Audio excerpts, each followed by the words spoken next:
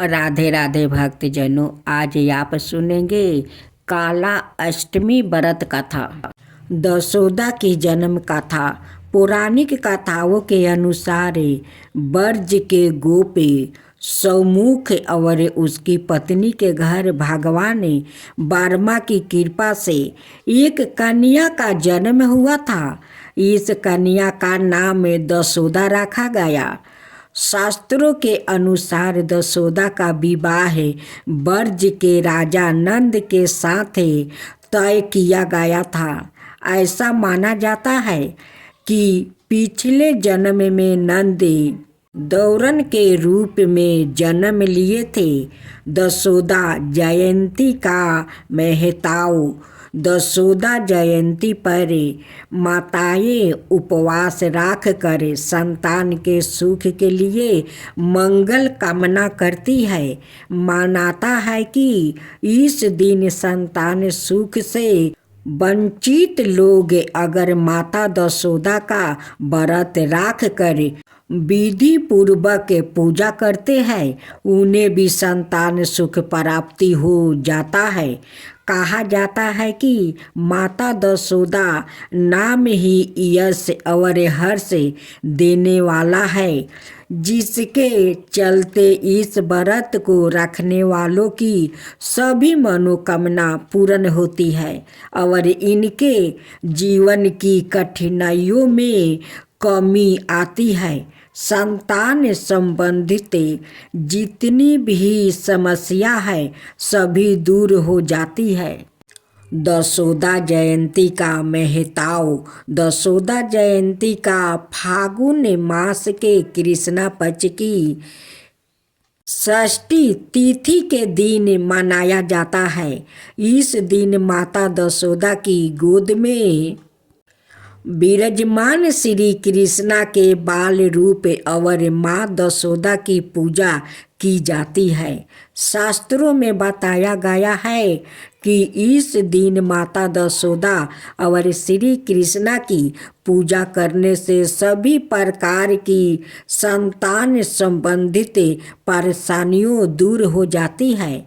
जो भी इंसान इस दिन माँ दशोदा और श्री कृष्णा की पूजा करता है उसकी सभी मनोकामना पूरा हो जाती है।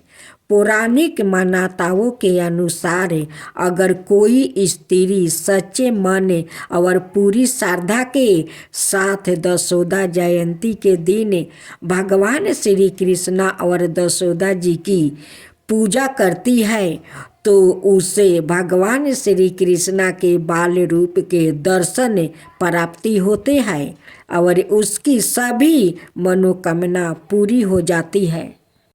दशोदा जयंती की पूजा विधि। दशोदा जयंती के दिन पूजा करने के लिए सुबह प्रात उठकर दैनिक कार्य से निवृत्त होकर किसी पवित्र नदी में स्नान करें। अगर आपके घर के आसपास कोई नदी नहीं है तो आप अपने नहाने के पानी में गंगा जल मिलाकर भी स्नान कर सकते हैं। स्नान करने के पश्चात स्वच्छ और शुद्ध वस्त्र धारण करें। इसके पश्चात कलश को स्थापित करें। कलश को स्थापित करने के पश्चात दशोदा जी की गोद में विराजमान लड्डू गोपाल की तस्वीर या मूर्ति की स्थापना करें। अब माँ दशोदा को लाल रंग की चुनरी चढ़ाए। अब माता दशोदा को कुमकुम, फल फूल, मीठा रोटी, मंजीरी, माखन आदि सभी चीज़ों चढ़ाए। इन्हें सभी चीज़ों को चढ़ाने के पश्चात माता दशोदा के समक्ष धूप और दीप जलाए और दशोदा माता और भगवान श्री कृष्णा की विधि विधान के साथ पूजा करें। अब श्रद्धा पूर्वक दशोदा जयंती की गाथा सुने और माता दशोदा और लड्डू गोपाल की आरती करें। आरती करने के पश्चात माता दशोदा को भगवान कृष्णा को मीठे रोटे का भोग लगाए और भगवान श्री कृष्णा को मंजीरी और माखन का भोग अर्पित करे।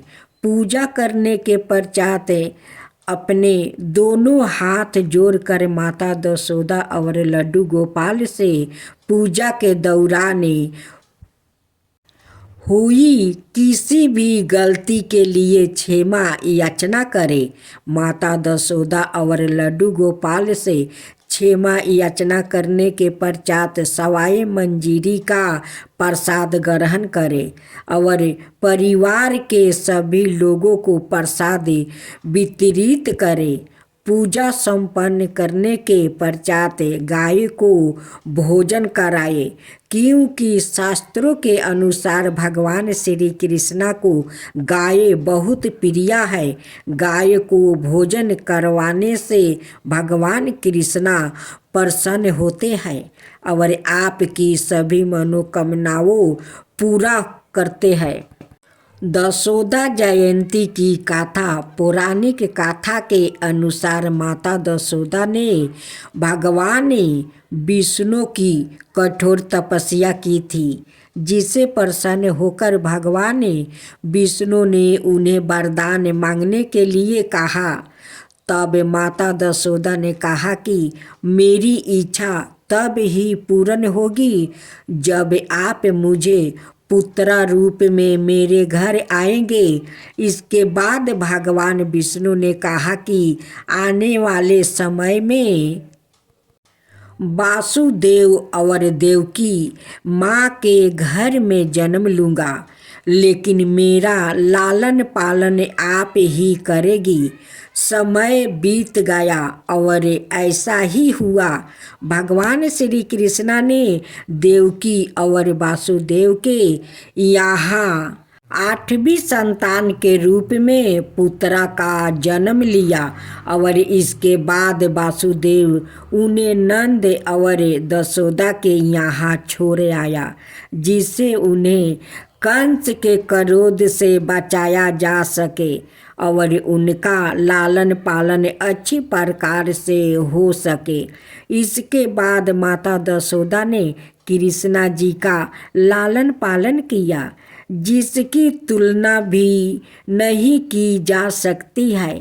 माता दशोदा विष्णु में श्री भगवत में कहा गया है, मुक्तिदाता भगवान से जो कृपा प्रसाद नंद रानी दशोदा को मिला, वैसे ही ब्रह्मा जी को, ना शिव जी को और ना ही कभी भगवान विष्णु की अर्धांगिनी लक्ष्मी जी को ही प्राप्ति हुआ।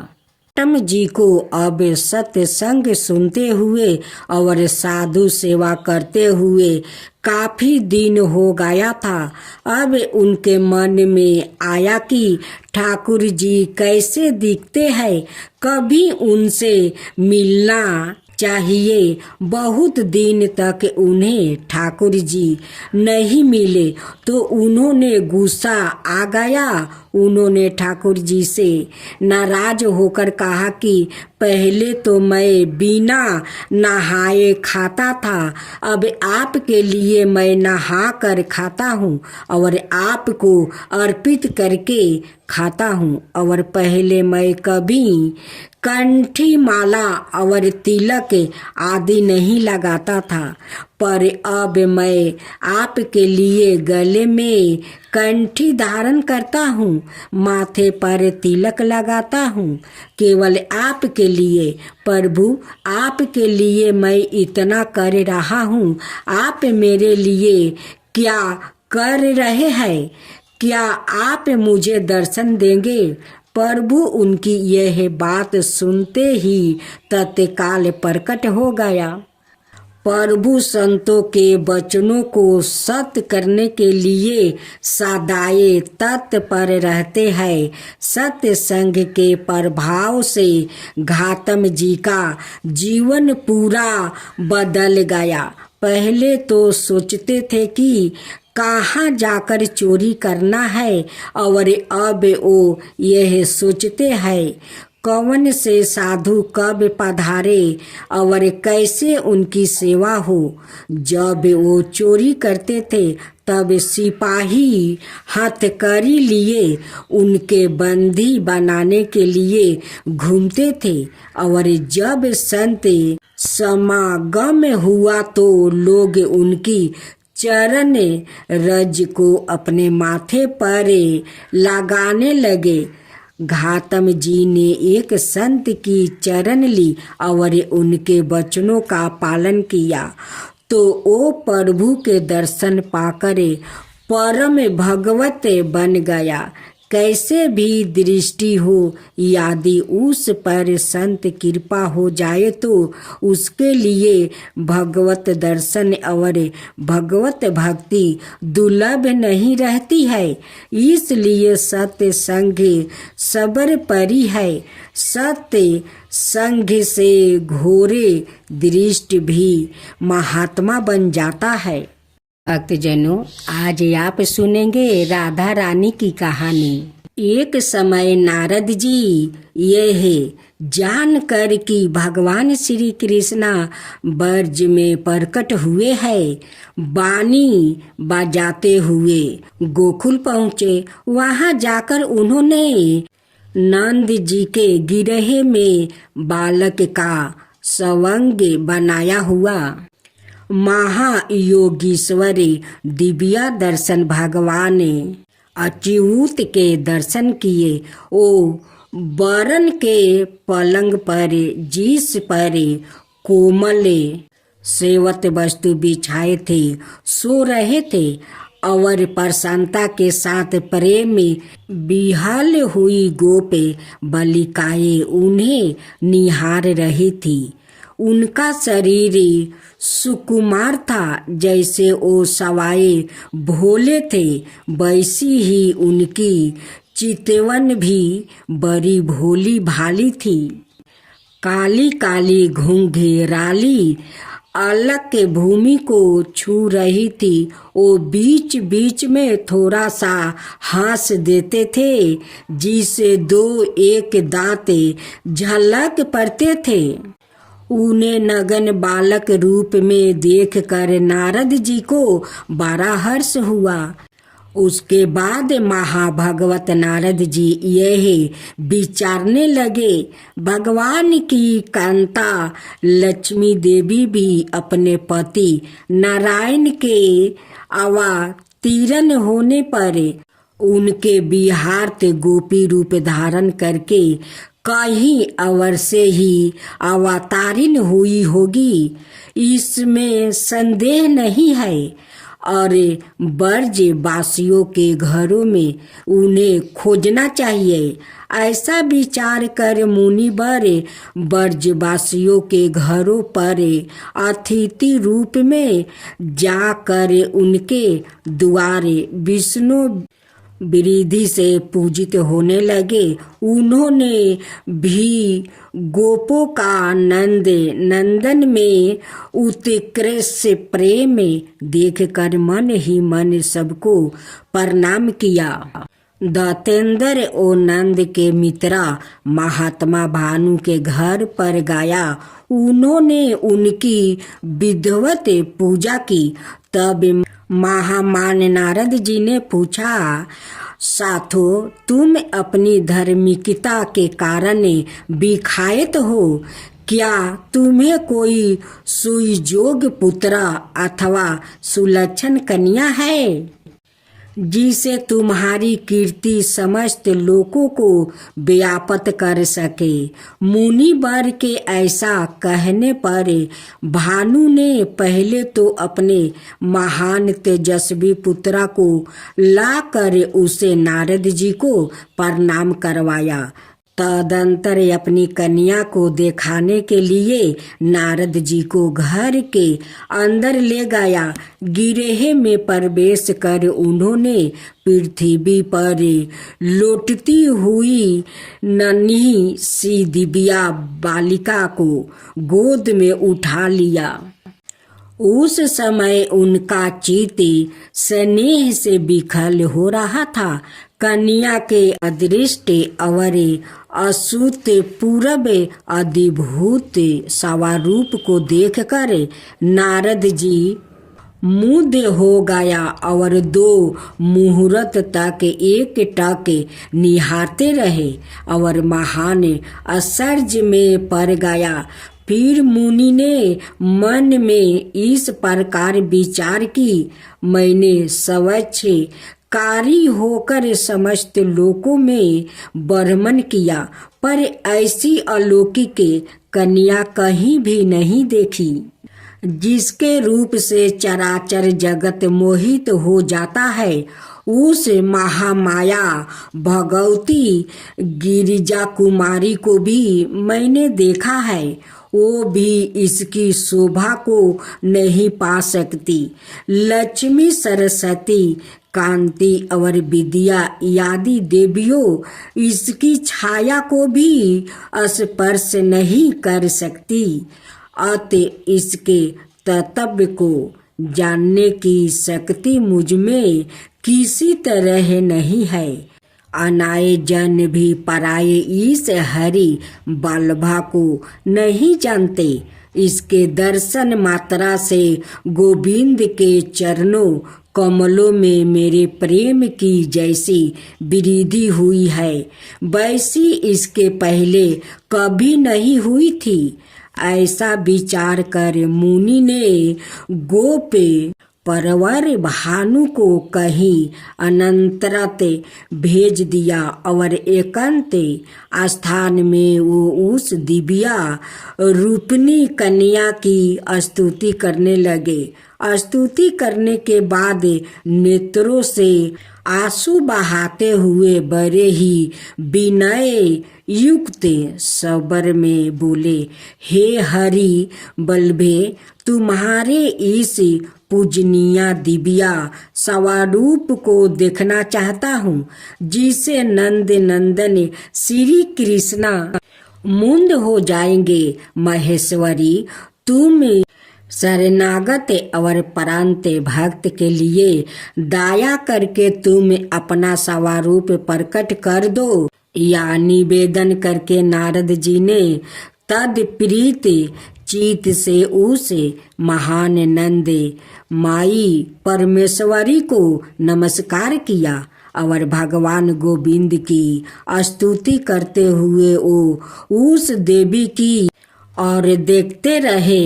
जिस समय वो श्री कृष्णा नाम कीर्तन कर रहे थे, उसी समय भानुसुता ने चतुर्दश वर्षी परम लावण्य में अत्यंत मनोहर दिव्या रूप धारण कर लिया।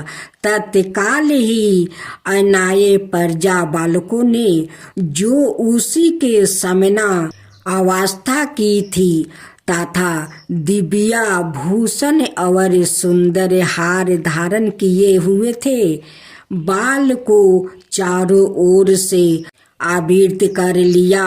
उस समय बालिका की सखिया उसके चरणोदक की बूंदों से मुनि को सींच कर कृपा पूर्वक बोली, महाभाग्य मुनिवर, वस्तुत आपने ही भक्ति के साथ भगवान की आराधना की है, क्योंकि इस रूप के दर्शन तो ब्रह्म आदि देवताओं को भी दुर्लभ है।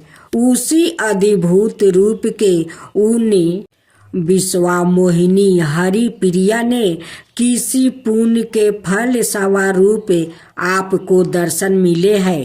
ब्रह्म ऋषि, उठो उठो, शीघ्र ही धैर्य धारण करे, उसकी परिक्रमा और बार बार इसे नमस्कार करे।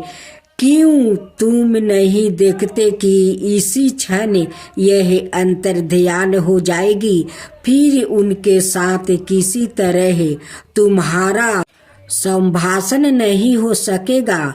उन प्रेम बिल्ही सखियों के वचन सुनकर नारद जी ने 2 मुहूर्त तक उस सुंदरी बाला की प्रदक्षिणा करके साष्टांग प्रणाम किया। उसके बाद भानु को बुलाकर कहा, तुम्हारी पुत्री का प्रभाव बहुत बड़ा है, देवता भी इसका महत्व नहीं जान सकते। जिस घर में इनका चरण चिन्ह है वहाँ साक्षात भगवान नारायण निवास करते हैं और समस्त सिद्धियों सहित लक्ष्मी भी वहाँ रहती है। आज से संपूर्ण आभूषणों से भूषित इस सुंदर कन्या की महादेवी के सामना अत्यंत पूर्वक घर में रक्षा करो। ऐसा कहकर नारद जी हरि गुण गाते हुए चले गए। साभर श्री श्याम सुंदर गोस्वामी जी, सेवाधिकारी श्री राधा रानी, मंदिर बरसाना, जय जय श्री राम। अब दूसरी कथा। श्री नामदेव जी महाराष्ट्र के एक सुप्रसिद्ध संत थे। वो बटुल भगवान के बहुत बड़े भक्त हुआ है। उनका ध्यान सदा बटुल भगवान के दर्शन, भजन और कीर्तन में ही लगा रहता था। सांसारिक कार्यों में उनका जरा भी मन नहीं लगता था। वो एकादशी व्रत के प्रति पूर्ण निष्ठावान थे। वो उस दिन जल भी नहीं पीते थे। एकादशी की संपूर्ण रात्रि को हरि नाम में संकीर्तन करते। एकादशी को वो ना अन्न खाते और ना किसी को खिलाते। एक दिन एकादशी की रात्रि को वो हरि नाम में संकीर्तन कर रहे थे। उसके साथ अनकनक भक्त भी संकीर्तन कर रहे थे। अचानक एक छनकाए हड्डियों का साचा मात्रा एक वृद्ध ब्राह्मण उनके द्वारा पर आए और बोला, मैं अत्यंत भूखा हूँ, मुझे भोजन कराओ, अनाथ मैं भूख के मारे मर जाऊंगा। श्री नामदेव जी बोले, मैं एकादशी को ना अन्न खाता हूँ और ना अन्न किसी और को खिलाता हूँ। और ब्राह्मण देवता प्रातः काल सूर्योदय का इंतजार करो, व्रत का पारण करे, आपको भर पेट भोजन कराऊंगा। ब्राह्मण बोला, मुझे तो अभी ही भोजन चाहिए, मैं 120 बरस का बूढ़ा हूँ। एकादशी व्रत 8 बरस से लेकर 80 बरस तक के लोगों के लिए है। मैं भूख से मर जाऊंगा और तुमको ब्रह्म हत्या का पाप लगेगा। श्री नामदेव जी ने कहा, ब्राह्मण देवता, चाहे कुछ भी हो जाए, मैं आपको भोजन नहीं करा सकता। कृपाए आप सुबह तक प्रतीक्षा करें। श्री नामदेव जी के ऐसे व्यवहार के प्रति अनाए ग्रामवासियों ने नामदेव जी को निष्ठुर कहा और ब्राह्मण को भोजन देना चाहा, परंतु ब्राह्मण ने भोजन लेने से इनकार कर दिया और कहा, यदि मैं भोजन ग्रहण करूंगा तो सिर्फ और सिर्फ नामदेव से ही करूंगा। श्री नामदेव जी ने जब ब्राह्मण को भोजन ना दिया तो कुछ ही समय में उसके प्राण बिखर उड़ गया। वहाँ उपस्थित सभी लोग श्री नामदेव जी के प्रति आप शब्द कहने लगे और उन्हें हत्यारा कह कर संबोधित करने लगा। श्री नामदेव जी कुछ ना बोले, पूर्वत बटुल भगवान के भजन और कीर्तन में ही लगे रहे और एक पल के लिए उठे और मृत्यु के शरीर को ढक कर राख दिया। ओ मृत्यु देह के समक्ष नाम संकीर्तन करते रहे। प्रातः काल श्री नामदेव जी ने व्रत पारण किया और एक चीता बनाई। सवाए उस ब्राह्मण के पार्थिव शरीर को अपनी गोद में लेकर चीता पर बैठ गया। चीता को प्रज्वलित किया गया। जब आग की लपेट श्री नामदेव जी तक पहुँचने ही वाला थी तो अचानक वो ब्राह्मण उठा और श्री नामदेव जी को उठाकर चीता से बाहर कूद पड़ा। जब तक नामदेव जी कुछ समझ पाते वो बूढ़ा अंतर्ध्यान हो गया। सवाए बटुल भगवान ही उनकी प्रतीक्षा लेने आए थे। इस घटना को देखकर सब आश्चर्यचकित हो गया और श्री नामदेव जी की जयकारा करने लगा। धन्य है श्री नामदेव जी, चित्त में प्रयाग का प्रकाश ज्ञान का दीपक जले तभी ठाकुर जी का निराकार स्वरूप दिखाई देता है। भगवत श्रवण से चित्त रूपी दीपक जलने का प्रयास मानव को करना चाहिए। मानव को ज्ञानता से लड़ना चाहिए, मगर आलोचना और अज्ञानता पर चर्चा करके अपना समय बर्बाद नहीं करना।